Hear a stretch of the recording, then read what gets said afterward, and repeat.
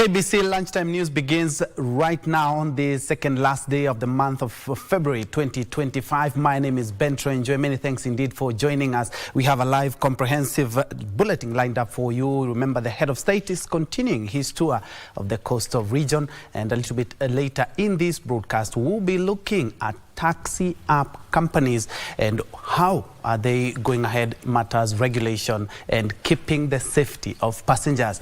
Many thanks for joining us. Brian Muraru joins us on your screen for the sign language interpretation. We begin our live coverage from Lamu County, where the president continues his week-long tour of the coastal region in his developmental tour. Currently he is in Lamu, and earlier on he had this to say in regards to that.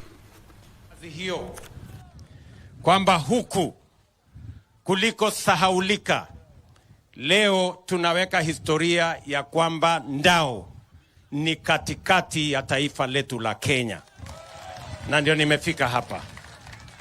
Na nimefika hapa makusudi kwa sababu sehemu hii haijafikiwa na stima. Haijafikiriwa kwa mambo ya stima. Hii COSAP, mpango ambao utafikisha stima kwa sehemu ya counties 14 ambayo inaitwa ASAL, Arid and Semi-Arid Areas of Kenya, ikiwemo Lamu hii. Tuliweka kandarasi wiki iliyopita sahihi, na nikasema ya kwamba hii kandarasi imewekwa sahihi ya karibu shilingi bilioni 11 ambayo itafikisha stima kutoka Turkana, Samburu, Moyale, kule Mandera, Garissa, hapa Wajia, Samburu, Narok, ifike hapa Lamu, Tana River, iende mpaka Kwale. Na leo nimefika hapa ili watu wa Lamu pia waunganishwe na huduma ya stima vile Wakenya wengine wanavyopata huduma ya stima. Ni sawa si sawa? Ndio mimi nimekuja hapa. Watu wa Ndao hapa sasa, kabla ya Disemba mwaka huu mtakuwa mnawakisha mastima kwenu. Na hii mpango ni ya karibu, tukiongeza na program ya last mile hapa Lamu East, ni shilingi milioni 307. Na mpango yetu ni kufikisha stima kwa manyumba ya wananchi hapa Lamu East, manyumba 3,000 mpya ambazo zitawakisha stima makwao. Na ni kwa sababu stima ni ya muhimu. Stima inatusaidia kusukuma mambo ya uchumi mbele. Stima inatusaidia mambo ya ajira. Na stima inatusaidia kuhakikisha kwamba huduma za serikali zinapatikana kwa njia ya sawa katika hospitali, shule na sehemu zingine ambazo huduma ya serikali inapatikana. Na sababu hiyo ndio nimekuja hapa makusudi. Hapa hii island ya Ndao tunaweka mini grid. Island ya Kiwayu tunaweka mini grid. Island ya Mkokoni tunaweka mini grid. Na tumekubaliana vile mjumbe wenu ameuliza, pia na faza naenda kutafuta pesa ili tufanye hybridization. Pale mnapotumia mambo ya diesel na generator, sasa tutatafuta pesa tuwabadilishie. Ndio pia na kule kuwe na solar energy ambayo itakuwa reliable, tutaweka mpaka na mabattery, ndio tuhakikisha kwamba stima sehemu hii inawakishwa vile stima sehemu zingine za Kenya zinawakishwa. Mbali na kufikisha stima makwenu, vile vile tutahakikisha kwamba hii desalination plant yenu hapa, ambayo kwa sasa governor anahangaika na kulete diesel. Baada ya sisi kukamilisha mradi huu, hakutakuwa na haja na diesel tena. Hiyo desalination plant itatumia umeme wa solar. Vile vile shule yenu hapa na hospitali itafikiwa na umeme huu kutoka mitambo ya sola ambayo leo tunaanzisha kazi yake. Vile vile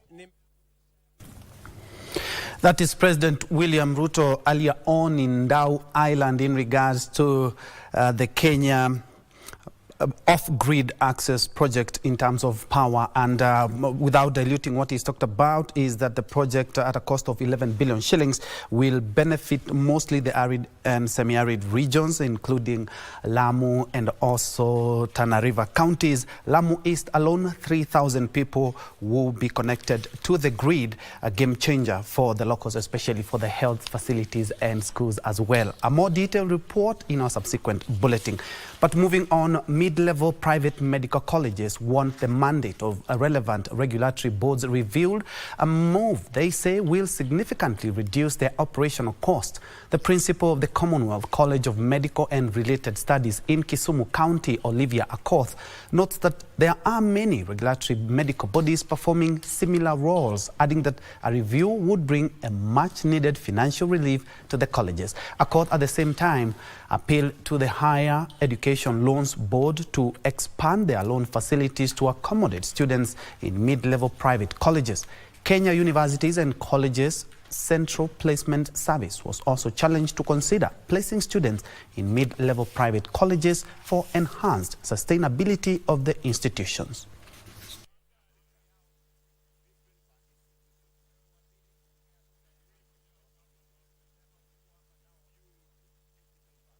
Is applied and started addressing the fact that there are duplicate and multiple sectors of command. For example, you know, if you register your college, you will have to comply to TVETA. Then beyond TVETA, there are boards, the medical boards. Like here we have Kenya Nutritionists and Dietitians Institute, Public Health Officers Council. All these boards also charge fees for specific programs. And you'll find that if I have 7 or 8 medical programs, then we will be paying fees to all these boards, in addition to paying fee to TVETA, and then you'll still be paying fee to the examination bodies. So you find that the overall cost is high.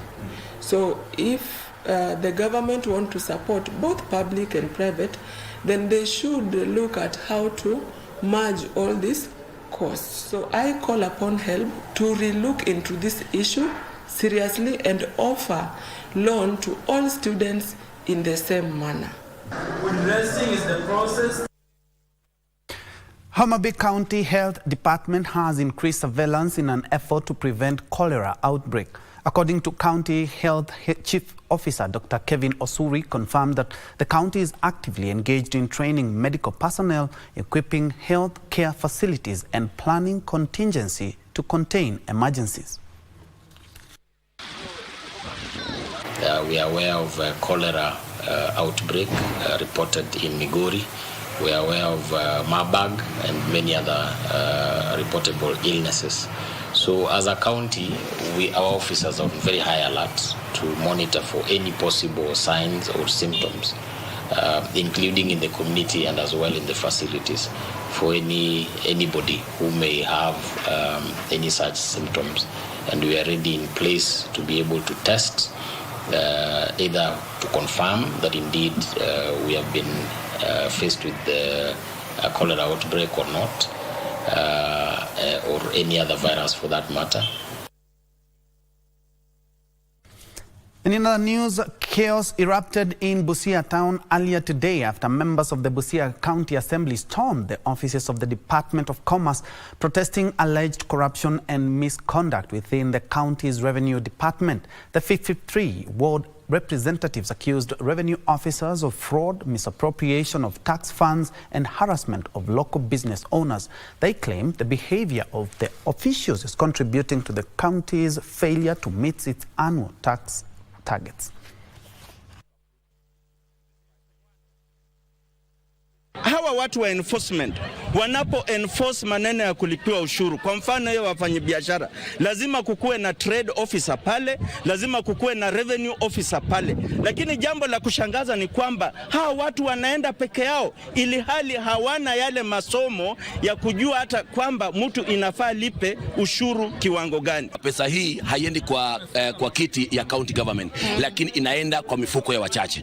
Na leo tu hii ni omena peke yake. Kila ambacho tunajua ni ya kwamba reinforcement officer wametake advantage ya kunyanyasa wananchi ambao wanafanya biashara hapa Busia.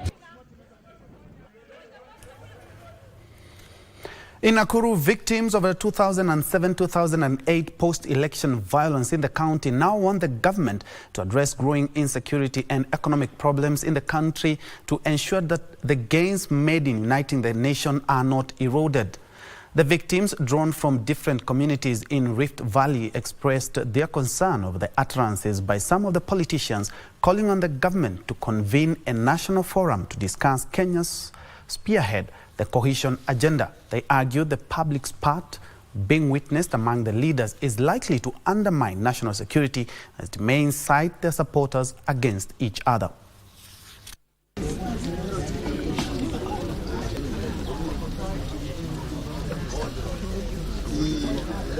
Kwamba saa hizi kuko na mikutano mingi sana ambapo hata vijana wetu wamefika kiwango ya kupewa madawa ya kulevya na pia viapo kuhusiana na uchaguzi wa 2027. Na hapo ndipo tumeona kabisa tunaelekea katika zile violence zilizotokea 2007 and 8 post election violence. Walitueleza na pale mbeleni hakuna wakati kutakuwa na violence katika Kenya, hakuna wakati mwingine kutakuwa na mchafuko. Kwa hivyo sasa tunataka yale maneno ambao walinena, hata former prime minister wazingatie hayo maneno, ndio kuweze kuwa na mambo ambayo ni mazuri katika nchi yetu. Kuna maneno inatokea ndani ya serikali ambayo hii inaweza leta machafuko, na venye waliaiti watu hakutakuwa na machafuko tena. Sasa naomba washikane pamoja serikali yetu.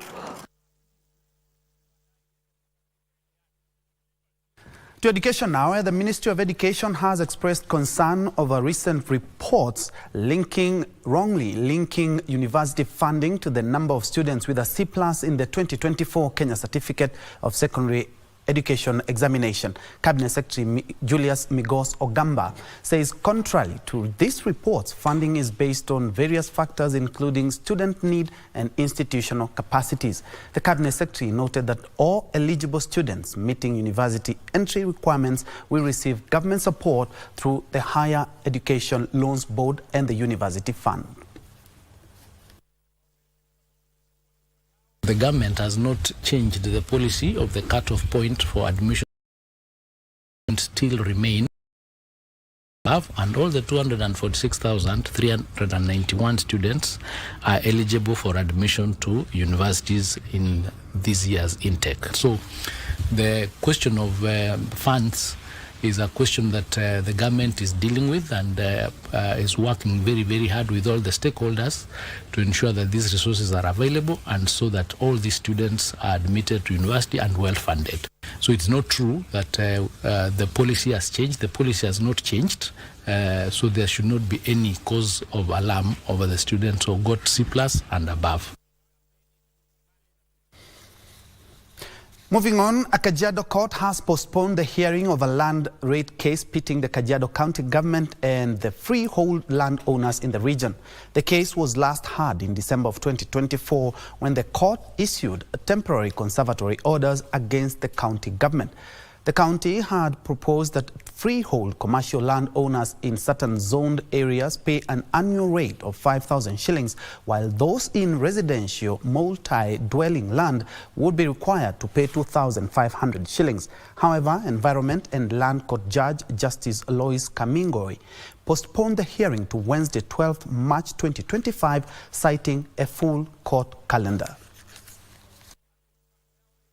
Tunajaribu kurai mahakama ili kuweza kutamka sheria ya kaunti ambaye inajaribu kuwalazimisha ama kuwashurutisha wakazi wa Kajiado County ili waweze kulipa zile wanasema ni ada kwa zile shamba zao ambazo wanazimiliki kibinafsi. Tulikuwa tunaomba hiyo ada ambayo imewekwa na county government itolewe. Kwa hivyo leo tulikuwa tumekuja kuirai mahakama ili kutoa hiyo ada. Kwa hivyo sisi tunaomba inapofika tarehe 12 mwezi wa Machi mwaka huu, naomba wakazi wote wa Kajiado North constituency, wakazi wote wa Kajiado East constituency waweze kujiwasilisha hapa mahakamani ili tuweze kuonyesha umoja wa kupigania haki yetu kama wakazi wa huku, umoja wa kupigania haki yetu kama wamiliki wa mashamba na watu ambao pengine wamerithi mashamba haya.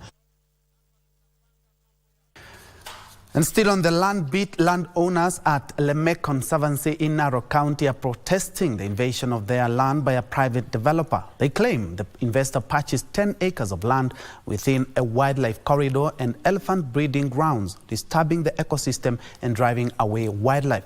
According to the landowners, despite repeated pleas to relocate, the investor still remains, which has also led to armed confrontations and property damage. They further claimed the investor is disrupting conservation efforts. Over 300 families depend on the conservancy for survival. Kutoka conservancy yetu iko watapeli wanatusumbua sana hapa kwa hii conservancy. Na wanafanya kitu mbaya 3.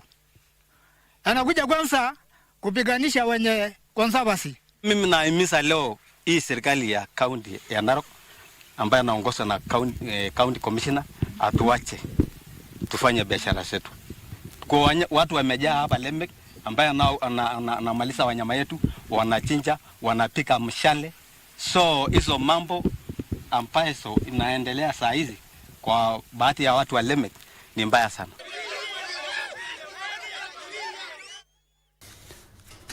Now, Center for Mathematics, Science and Technology Education in Africa has launched a transformative STEM outreach and mentorship programs aimed at demystifying the science, technology, engineering and mathematics fields for junior school students across the country. Mastea program coordinator Beatrice Masharia says the mentorship program seeks to motivate young learners by offering ideas and strategies that will help them develop creative, innovative and problem-solving skills in the STEM subject. The beneficiaries of the program say the program has exposed them to practical experiments in science subjects and enhanced their learning experience.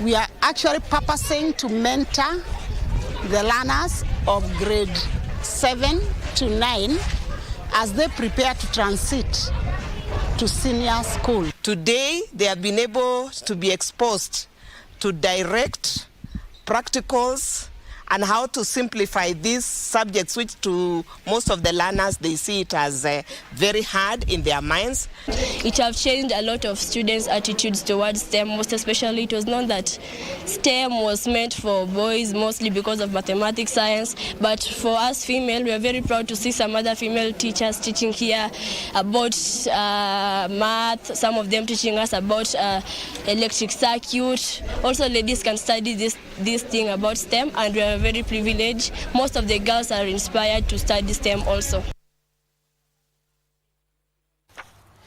In other news, the Kenya National Private Security Workers Union has issued a strike notice to push for the implementation of a 6% salary increment after the High Court upheld the Private Security Regulatory Authority PSRA legal notice setting the minimum wage for guards in Kenya at 30,000 shillings. The KNPSW Secretary General Isaac Andabwa has now called on employers to comply with the court ruling, failure to which they will call for a nationwide strike.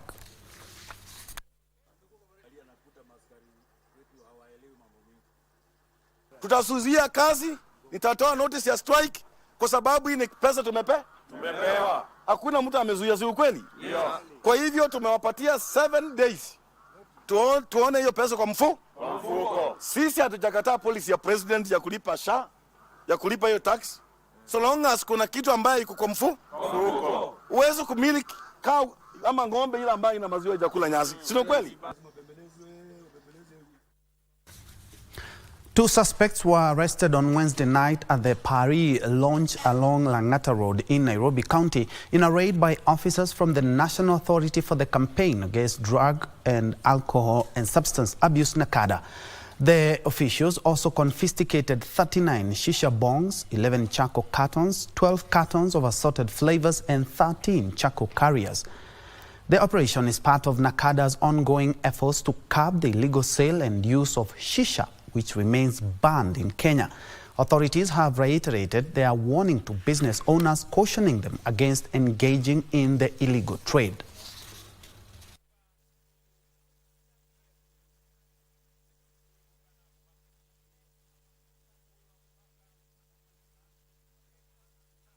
We were coming here specifically to enforce on the shisha rules. While here, we have managed to get 39 shisha bongs, 11 charcoal cartons, 12 cartons of assorted flavors, 13 charcoal carriers, and we have also arrested 2 suspects, 1 seller and 1 supervisor. We want to ask all Kenyans and all business people that it is illegal to deal in shisha. Away from that, residents of Ntabasi, Samburu East in Samburu County have access to clean water now after the county government launched a water project in the area. Samburu County Governor Lati Lelelit says the water project proved safe, reliable water supply which will reduce the prevalence of waterborne diseases. The project is said to benefit over 3,000 households in the region.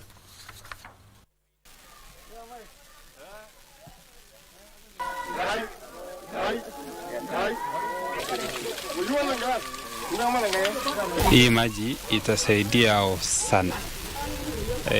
Most times when we do borehole drilling, when we do the salinity test, chumvi inakuwa iko juu kidogo.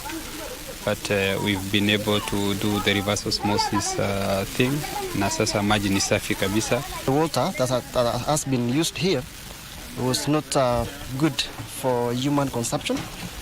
It contributed to various diseases, kidney stones, and it also affected mortality rates in children and also livestock. So we have been able to do this to improve the livelihood of the community here so that they can utilize water at a very close distance. Tunashukuru basi ya imetufungulia leo. Sababu hii maji imetuhangaisha na nini? Na chumvi sana. Tunashukuru kabisa. Tumekaa mwaka mingi sana hapa na hii maji. Tunashukuru sasa gavana.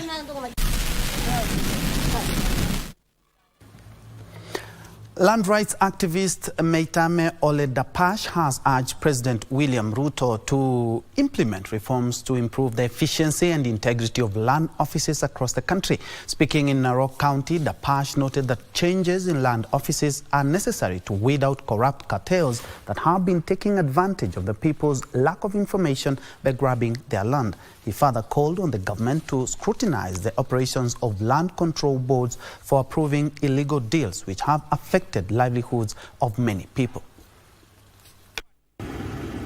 Maasai land in Narok today is under very serious threat.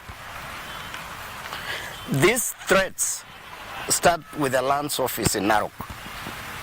The land office in Narok has become a quagmire of corruption, inefficiency, discrimination, and all manner of, just very bad image for the national government. An incredible space that violates every single right of the Maasai people. It is my appeal to the President, to you, Mr. President, that you streamlined land transaction issues in Narok County. If you do that, we can be assured of a stable county for many generations to come. Now, a family in Monyoto village, Runyenje's constituency in Embu County, is in distress after their son's body was secretly removed from a mortuary by his wife and taken to a known location, disrupting funeral plans. They are now appealing to authorities to help in locating Monene's remains for a proper send-off. Monene, a 41-year-old consultant sergeant at Kirinyaga Level 5 Hospital, died on Saturday, 8th February 2025 in a reported road accident in Subukia, Nakada County. According to his family, Monene, who had been unwell, was traveling with his wife, Jane Wangoi, when their vehicle allegedly veered off the road and hit a culvert. However, the family has questioned the circumstances of his death, wondering why Wangoi took him on a late-night trip from Embu to Nakuru, despite his fragile health. They also dispute the initial post-mortem, claiming it was conducted hastily without their involvement. When they sought a second autopsy to clarify inconsistencies, they discovered his body was missing. Siku chache baadaye ndio nikaondoka nikakimbia kwa scene of accident kujua ukweli wa mambo.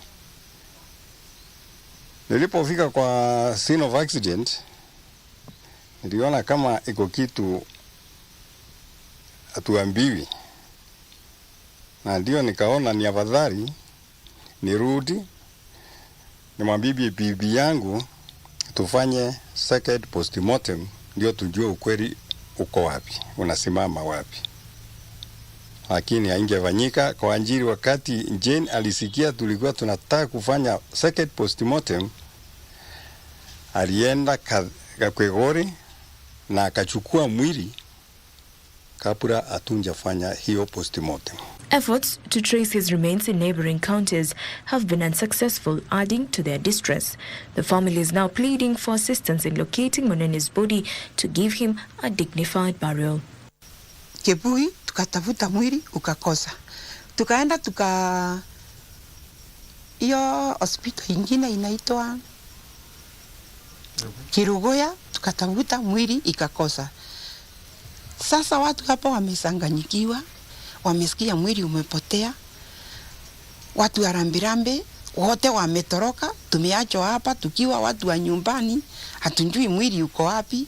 Na niko na machozi mingi sana, sijui mtoto wangu ako wapi. Mtoto ameenda na amepotea. Jacqueline Masharia for Lunchtime News.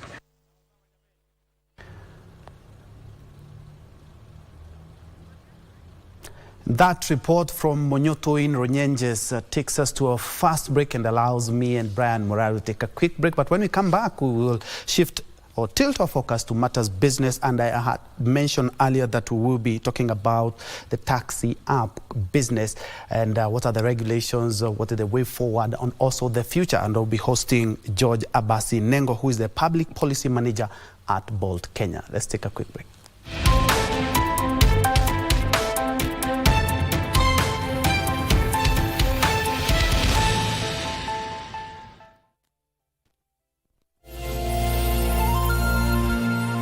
Inua jamii karibu nawe kwa haraka na urahisi. Kwa sasa, malipo ya Inua Jamii yanapatikana moja kwa moja kupitia simu ya mkononi. Ikiwa wewe ni mmoja wa wanaopokea fedha hizi, hakikisha laini yako ina huduma ya pesa mkononi. Iwapo huna laini ya simu ya mkononi, tembelea duka la Safaricom au ajenti wa M-Pesa aliye karibu nawe ili usajiliwe kwa ada ya shilingi 100. Inua Jamii ni mradi wa fedha wa serikali unaolenga Wakenya walio na umri wa miaka 70 na zaidi, watoto yatima na watoto wanaoishi katika mazingira magumu na watu wenye ulemavu sugu, kwa kuwapa malipo ya kila mwezi. Ujumbe huu umeletwa kwako kwa niaba ya Wizara ya Leba na Huduma za Jamii. If I put it to you that ile makosa ulifanya ni wakataza mambo ya boyfriend, how do you go to your boyfriend and you go to school? What is more important than sina boyfriend? Huu ni mtoto wako? No, I'm the second parent now. Yes. Second parent, yes. Lakini hii mambo namwambia ya hao maboyfriend ulijulia wapi? Nilijua. Na mbona hukufuatilia mzazi wake umwambie? Kwa hivyo if I tell this honorable court that what you did, it was your own judgment. Ukafungia watoto nje. Will I be lying? No. Thank you. Wewe ndio uliamua kufungia watoto nje wanafunzi. Hapana, nilifuata masharti yake mheshimiwa. Na sasa unasema yes. Kama uelewi sema sielewi. Elewi na yeye ni principal. Wacha nikwambie, kitu mbaya angefanyikia mmoja wao wanafunzi, hiyo kisungu yako angeisha. Wait a minute, let me ask you. Maswali umemaliza ya hii kesi. niko kwa Ingori ever since ianze. Hakuna kitu nakupatia. Kila kitu iko sawa? Huyu ni mwizi. I think I need to leave. Kuingia ni rahisi sana, lakini kutoka ni uchawi. I got your back. Nimetafuta kwa bedroom yangu kila mahali na sioni. Mara ya mwisho ulikuwa nayo wapi? So how do we go about this? I have worked so hard to get here, so I can't give up. Haiwezi. Kafadi kwa gani? Kwani si sister yako? Can I talk to you? Mrembo, ongea tu. Alone. Baba Jina amepigiwa na watu wa bank. What? Sindiko makara mabeshte. Umesahau. Alex, unaona 2 steps ahead, eh?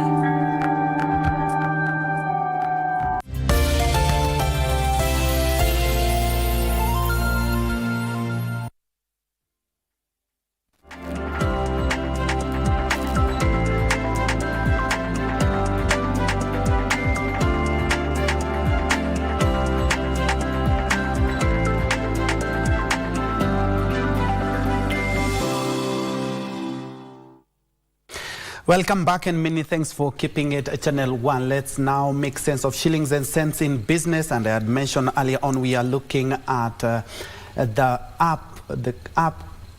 digital cab service market, which I will say it's a multi-million-dollar industry which is contributing to the GDP and the economy of the country. And without further ado, allow me to introduce George Abasi Nengo, who is the Public Policy Manager at Bolt Kenya. Welcome to the program. Thank you so much. And because of the interest of time, tell us how competitive is the cab taxi services that in the country, and what sets you apart from other companies? Yeah, thank you so much. Thank you for having me here. So it's actually very competitive. That's why we have right now over 10 platform companies in Kenya providing ride-hailing services and food delivery services to various parts of the country. And I think we are very competitive and almost at the top.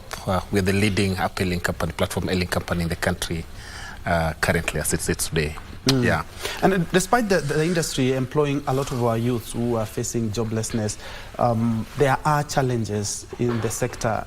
Who is mandated to addressing these challenges, and as a company, how are we doing as a sector? So it's a multi-pronged approach, really, because we are regulated by the enabling laws in Kenya, and our regulator is the National Transport and Safety Authority, NTSA, and of course the policy wing is the Minister of Transport.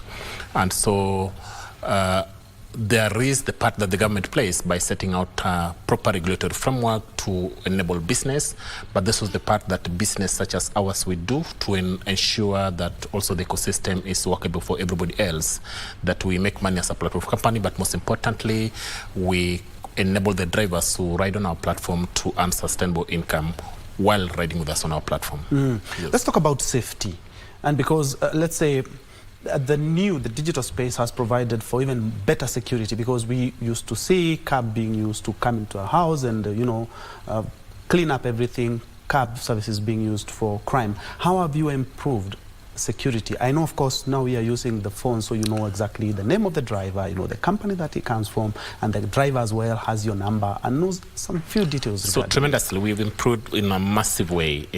The technology platform in Kenya has changed over the last 10 years. And so for now, there are so many layers. The layers, regulated by the Communication Authority. That's the layer that they regulate Safaricom, that gives these drivers particularly their telephone number, so they are properly registered with the Safaricom, which is regulated by Communication Authority. At another level, we have the register of persons that ensures that all Kenyan citizens are properly registered, given proper documents, the national identification card or passport for that matter. And at another level, we have the National Police Service via the Directorate of Criminal Investigation that then gives police clearance certificates. So all these documents are then required by law, by NTSA regulations, to be uploaded. For you to be a driver in Kenya, you must have a driver license given by NTSA. You must then be a Kenyan citizen, at least, to that extent, have a national ID or a passport. And you must have a police clearance certificate before you're onboarded on platform. So there are different security checks. So a driver that rides, most drivers, at least over 90-something%, are properly verified via the government-enabled platforms, whether it is national ID card, whether it is the passport, whether it is the police clearance certificate, whether it is the driver license from our regulated National Transport and Safety Authority, or whether it is the PSV card, by the way, still provided by NTSA. And the car, as you know, has to have a registered number plate. That's also NTSA role. The car must be inspected by NTSA. The car must be a proper valid car to be driven on Kenyan roads. The car must be roadworthy. Traffic police, for example. So yeah. And how are you addressing concerns by both sides, either customer to driver or driver to customer? So we have a full-time driver engagement center or customer support center in Westland Delta Chambers, where all those who have concerns can approach our center, and then concerns will be handled on a case-by-case basis. But most importantly, since this is an application company, we have an in-app, solution-oriented, platform. You go to the app, you're able to report a case immediately. There is actually a button you can press when you're in a security or safety-related incident, and our people will be able to attend to you immediately. And for example, there's a button you can press, and we're able as a company to send you an ambulance. For example, if you're in a trouble zone, or if you are engaged in a safety or security-related incident. So various ways. So security and safety standards in the platform, top-notch. Yes. And what are some of the biggest challenges faced by taxi app drivers in Kenya? We have seen sometimes at Uhuru Park, saying that, in terms of the rates that we have, it's not tenable. How are you addressing this as well? So the biggest problem is the macroeconomic challenges that Kenya, and especially in the globe, people are facing all over. So we have three kinds of drivers. For example, we have a driver who drives his own car. The car is bought with the money and is not on credit. That driver, studies have shown, earns sustainable income on the platform, and they're not in trouble. We have the second layer of driver who drives a car that he has taken out a loan on. That driver is facing, like everybody else in the country, some challenges, but not overblown challenges. The third category that you often see in Uhuru Park is the driver that drives a car that is on loan. For example, it's three layers. For example, somebody has taken out loan, bought a car, and this person has given and rented out to another driver, for example. So there are three levels of payment. You pay the owner, and then the owner pays the Shylock, for example. So the macroeconomic impact, the inflationary rates, the interest rates in the country has made it very difficult for a section of the driver groups to earn sustainable income on a lot of platforms in the country. And it's a challenge that speaks to the need to review NTSA regulations, because for a long time we've been asking the government of Kenya, please review the regulation, because it doesn't address the reality, especially the economic reality of our driver partners in this country. There's also another issue that I've seen where a driver requests you to have the trip off app. So that's fraudulent. That's NTSA regulation says fraudulent. The companies, all companies, our competitors and ourselves say that's fraud. Offline trip is fraudulent, because then you will deny the government revenue, for example, and you deny the company's revenue. And it's really, really, really bad manners. Yes, and we're not able to, and we discourage this because, number one, it's fraudulent. Number two, for traceability purposes, if you go offline, the company or the National Police Service or NTSA, should something happen in the event of security safety-related incident, then we are not able to trace where you are, because the trip will be offline. The driver can simply take off with you. It will take a bit of time for government of Kenya, security enforcement agencies to trace you. It will also take a lot of time for us to trace you, because you've gone offline. So we ask people to avoid, please don't go offline. Ask the driver that I'll pay you in trip. George, as we wind up, kindly, what are the plans to expand services to even rural areas, and also, the economic impact? There are some drivers who are still not onboarded into the digital app. They are still using the conventional or the traditional means. So we have a massive driver campaign to onboard new vehicles, of course, as provided by KRA rules, new vehicles, we also have a massive campaign to onboard what we call low-cost expansion. The tuk-tuk or bajaj, if you want, and the two-wheelers, for example, to onboard as much as possible so that they make predictable, sustainable income on our platform. So there are campaigns to, to expand really to Kisumu, into Nakuru, into Mombasa, for example, and to other counties like Nanyuki and Nyeri. Yes. I'm looking forward to that. Thank you so much. Thank you. George Abasi Nengo, who is the public policy manager at Bold Kenya. They are just having a candid conversation on how we are going to make the taxi app services even more better, because the digital space is endless. Thank you indeed so much, and many thanks for joining us. Thanks for having me. Thanks. Let's continue with our news, where shares of Bamburi cement have been suspended from trading on the Nairobi Securities Exchange to pave way for smooth transition following acquisition of 96.54% of its issued ordinary shares by Tanzania-based Amson's Industry. Here's Trevor Ngendo with these details. Amson's Industries, with bid to fully acquire Bamburi Cement, secured 96.54% issued ordinary shares of the listed Kenyan cement maker.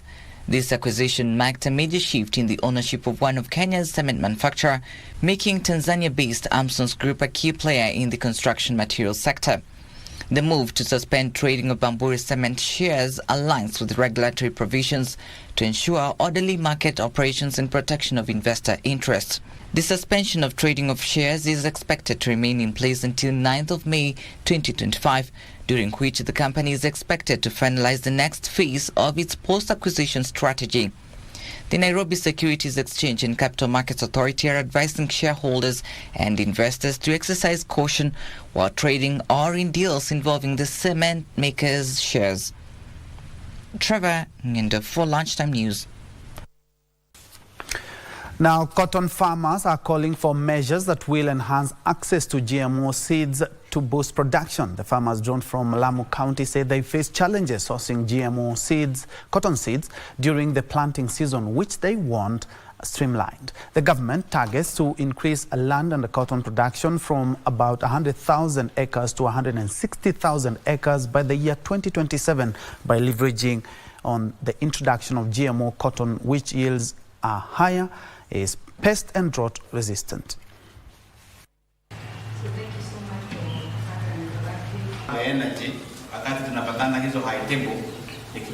Naomba kwamba washikadau wengine wowote ikiongozwa na rais wetu waweze kutusaidia sisi kama wakulima wa Lamu ili tuweze kupata mbegu ya pamba kwa wakati. Tukipata biti tutashukuru zaidi, kwa sababu wakulima wanaweza kuvuna zaidi ya tani moja kwa ekari moja, kitu ambacho hawakuwa wameona before. Sasa hiyo ni kwa sababu ya teknolojia ya biotechnology in production, na nimefurahi sana kwa sababu wakulima wanapenda hii teknolojia. Wakulima wa Mpeketoni, kile tungewahimiza ni kwamba ili pamba yao iwe na thamani kubwa vile wanatoa, ni kwamba kitu ya kwanza wavune pamba kwa wakati ambao unaofaa. Pamba isikuwe na ule unyevunyevu, sababu huo unyevunyevu unaharibu begu na unaharibu quality ya hiyo lint. Financial service players should devise ways of enabling payments across borders without added cost to customers who are mostly traders. Investment, Trade and Industry Cabinet Secretary Njue is concerned about the costly cross-border transaction as a result of incompatible financial payment systems. Cross-border payments remain costly, averaging 7% of the transaction value, well above the global average target of 1% for retail payments and 3% for remittances. This means that small businesses and traders pay more to sell their goods across the continent, with overlapping financial barriers slowing integration of continental financial systems. Why is it that our exports, say to Egypt, are not going as they should be? And the question we have gotten from time to time is that we are not able to get our payments in time, or sometimes not able to get at all. Many regions still lack necessary infrastructure, integrations to support efficient cross-border services, limiting access to financial services. Kenya is exploring how to review legal frameworks to facilitate fast payment platforms. One is strengthening the legal and regulatory framework of the national payment systems to address and improve payment policies aligning to global standards. Financial service providers believe integrating national payment systems and enabling instant retail and wholesale payments across the continent will see traders, customers and businesses benefit from lower transfer costs. All of this trade doesn't happen without payments. So we believe that anything that makes payments more efficient will have an accelerating effect on trade. If we can support the small traders to just be able to efficiently pay across borders using their own local currencies, I think the Kenya shilling is strong. Be able to support and give the right indications for support for that. Reduced reliance on costly intermediaries and greater financial inclusion. Alanako, Lunchtime News. And some of the county aggregation and industrial parks are set for commissioning in June of this year, enhancing manufacturing activity in the country. Industry Principal Secretary Dr. Juma Mukwana says investors have started expressing interest in setting up the county aggregation and industrial parks. Speaking in Migori, Dr. Mukwana said Migori County Aggregation and Industrial Park is 70% complete and will stimulate economic growth in the region.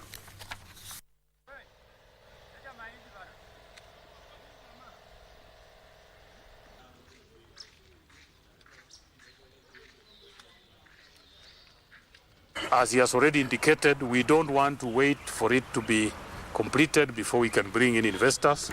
So already we have advertised this Skype for people that want to invest their machinery, that want to manufacture here. And already we have gotten applications, which our team is processing, and we'll be sharing with the county so that we move forward. But we have also agreed that because this is a rural area, we may not attract a lot of investors, that we are going to do joint investment forums. So we are organizing, some of this will be here, some of them will be in Nairobi. We will even include some of our Kenyans in the diaspora for them to be able to invest in our manufacturing.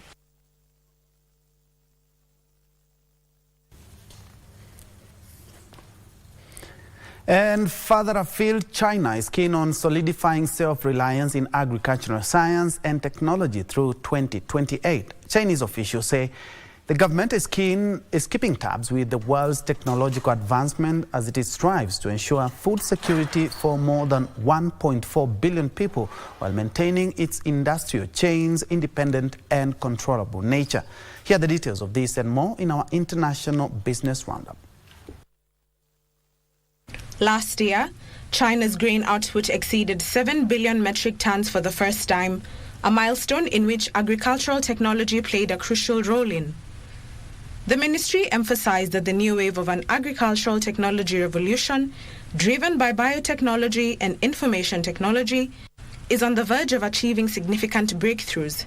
Through the emerging technologies such as gene editing and AI evolving rapidly, China hopes to further accelerate the restructuring of industrial and supply chains in its agricultural sector. Elsewhere, U.S. President Donald Trump has agreed to consider exempting Australia from his steel and aluminium tariffs in view of the country's trade surplus with the United States, following a phone call with Prime Minister Anthony Albanese. Trump substantially raised tariffs on steel and aluminium, cancelling exemptions and duty-free quotas from major suppliers in a move that could boost the risk of a multi-front trade war. And finally, morale among Italian business and consumers moved in opposite directions in February, data showed on the National Statistics Institute ISTAT. The Composite Business Morale Index, combining surveys of the manufacturing, retail, construction and services sector, fell to 94.8 in February from 95.7 the previous month. Most analysts expect a similar sluggish performance for the better part of 2025, well below the government's target of 1.2%. Nduta Mokami for Lunchtime News. The Aberdare Range will be the next highlight of a domestic tourism campaign seeking to showcase untapped tourist sites by leveraging hiking, cycling and racing. The Aberdare Range that spans the counties of Nyandarua, Laikipia, Kiambu and Nyeri is expected to attract both local and international adventure and sports enthusiasts. Kenya's hospitality industry is diversifying from traditional attractions like the beach and safari to recreational activities such as cycling, hiking and nature trails.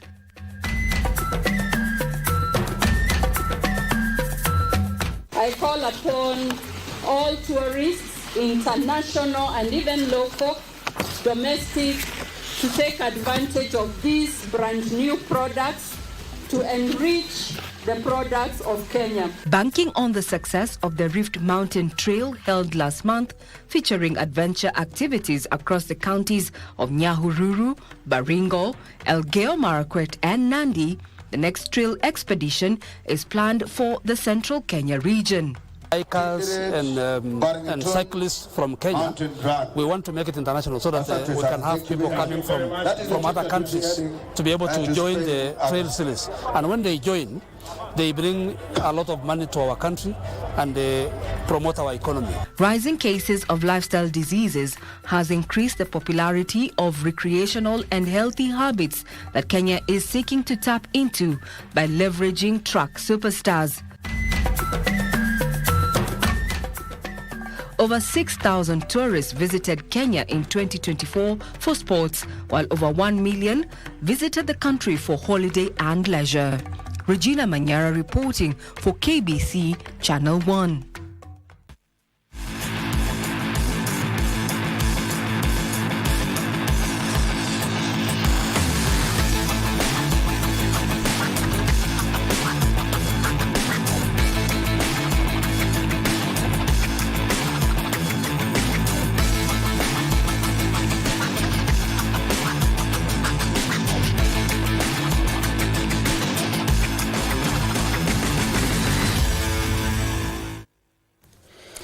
In sports, the highly anticipated FKF Premier League Mashemeji Derby, between defending champions Gor Mahia and AFC Leopards, originally scheduled for this Sunday, has been postponed due to the unavailability of a venue. In a press statement, the Football Kenya Federation FKF explained that the postponement was necessary as the designated home team was unable to secure a suitable venue. Nyayo National Stadium and Kasarani, which are the primary venues for such high-profile matches, are unavailable due to the ongoing renovation in preparations for the Africa Nations Championship CHAN tournament set for August. In a statement, FKF assured fans that they are working to ensure the match is played under proper conditions and that a new date will be announced in due course.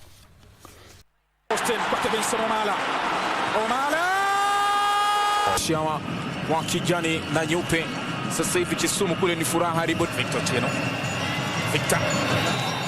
Otieno litakosi kule Tranga Omala anaipenyeza kule. And in England, league leaders Liverpool beat Newcastle 2-0 last night at Anfield to move 13 points clear on the top of the English Premier League table. 10-man Manchester United came from behind to beat Ipswich 3-2 at Old Trafford.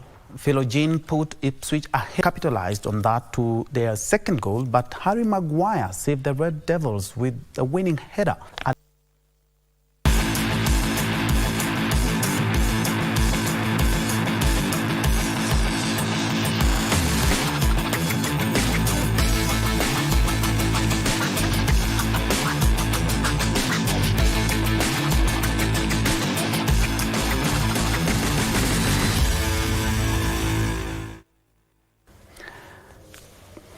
Very well, talking about the English Premier League, 13 points Liverpool, as we like to say here in Kenya, he imeenda for the English lovers. There will be no English Premier League matches this weekend. We switch focus to the FA Cup, and you can trust KBC for all the latest results. Well, that's all the time we had for KBC Lunchtime News this afternoon.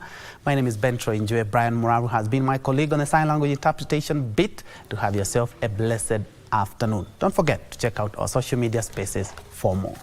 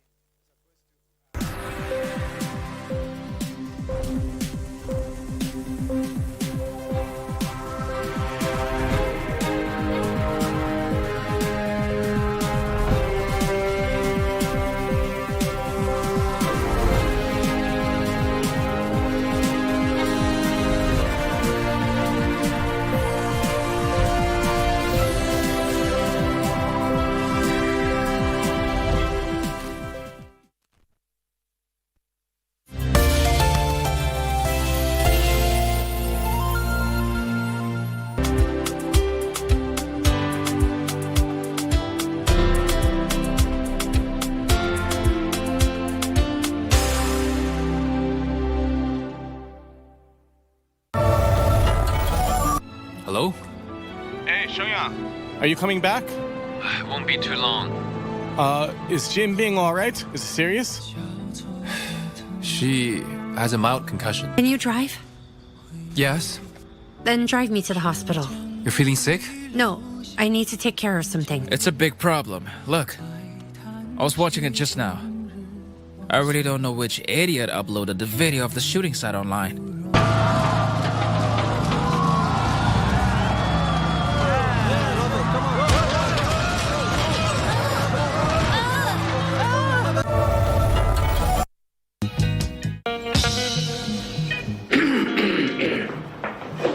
What do you want, Nakada? Respect your elders, Bwana. If you think that you're an elder, then act like one. I thought you said you had nothing to do with it. Of course, I always keep my word. It's going to end up very, very roughly for whoever was involved. Tunaenda na Jess. Hiyo mambo ya ujinga ya Jess unaleta hapa ya kufanya nini? Sina hata escort mzee. I trust you. Uko sure unataka iende hivyo? Umfinya kidogo kabisa. You've been going after Kaikara for decades now. Kaikara is not going to stop, and neither am I. Kaende. Dan, Omena said, This is going to be a good day. I can feel it. are you aware that your wife landed? Allah? Hujapata uhondo? From the bliss of new beginnings to the trials of commitment, this is a celebration of resilience, passion, and the power of togetherness. Join us as we unravel real-life stories, because every journey deserves to be cherished, for better, for worse, on KBC Channel 1.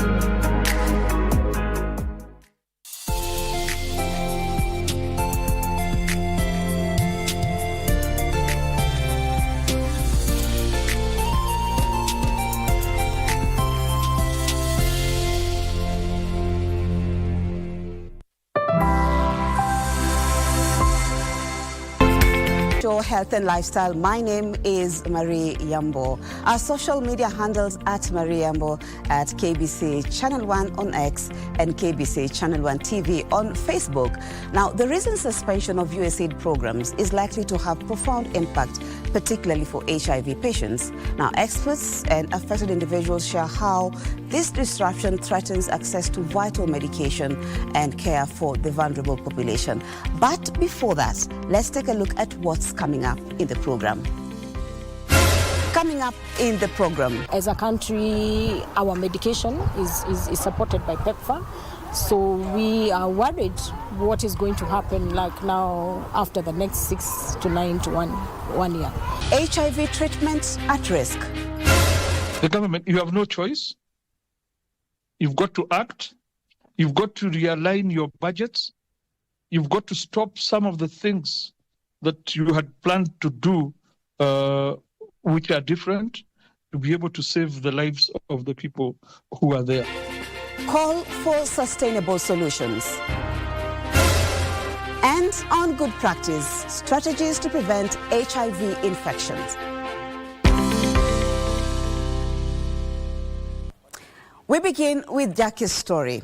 Now, Jackie Wamboi is worried about the suspension of USAID programs that have been essential to her treatment and well-being. Within 2 years after her diagnosis, her health took a hit. But thanks to antiretroviral treatment, she regained her health back. Wamboi's concern is just like that of countless of individuals who depend on these life-saving programs for their survival. Here is her story. Jackie Wamboi is living positively. 20 years ago, she tested positive for HIV. She's come a long way from the days of denial and uncertainty. So I can tell you, like before I decided to take the HIV test again, it was, it can't be me. Who the nurses are telling me test, I'm like, really?